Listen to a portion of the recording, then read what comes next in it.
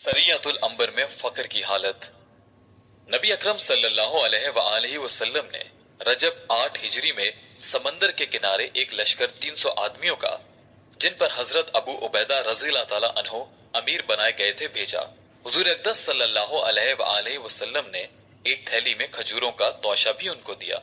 15 रोज उन हजरात का वहां कयाम रहा और तोशा खत्म हो गया। हजरत कैस रज़ियल्लाहु ताला अन्हो ने, जो उस काफिले में थे, मदीना मुनव्वरा में कीमत अदा करने के वादे पर काफिले वालों से ऊंट खरीद कर ज़िबाह करना शुरू किए और 3 ऊंट रोजाना ज़िबाह करते।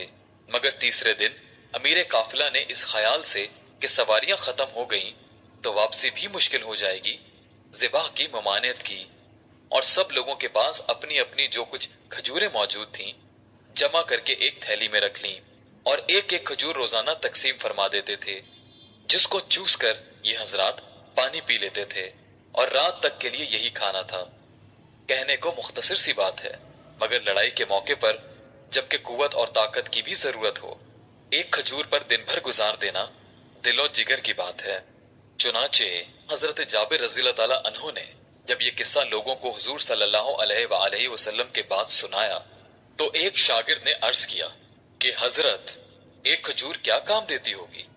आपने फरमाया, इसकी कदर जब मालूम हुई, जब वो भी ना रही, अब जिस फाका के कुछ ना था, दरख्त के खुश्क पत्ते झाड़ते और पानी में भिगोकर खा लेते।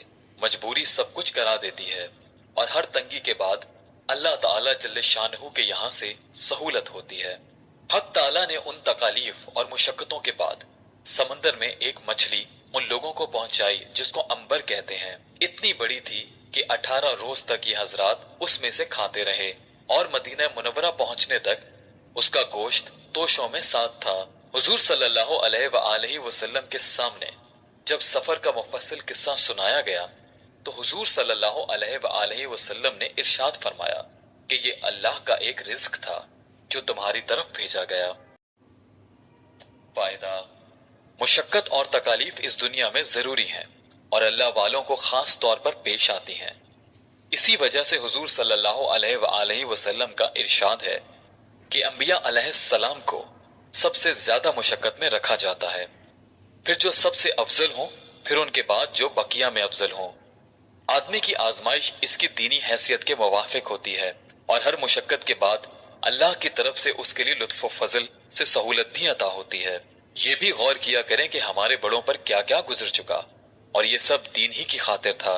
इस दीन को फैलाने में जिसको आज हम अपने हाथों से खो रहे हैं, उन हजरात ने फाके किए, पत्ते चापे, अपने खून बहाए और उसको फैलाया जिसको हम आज बाकी भी नहीं रख सकते।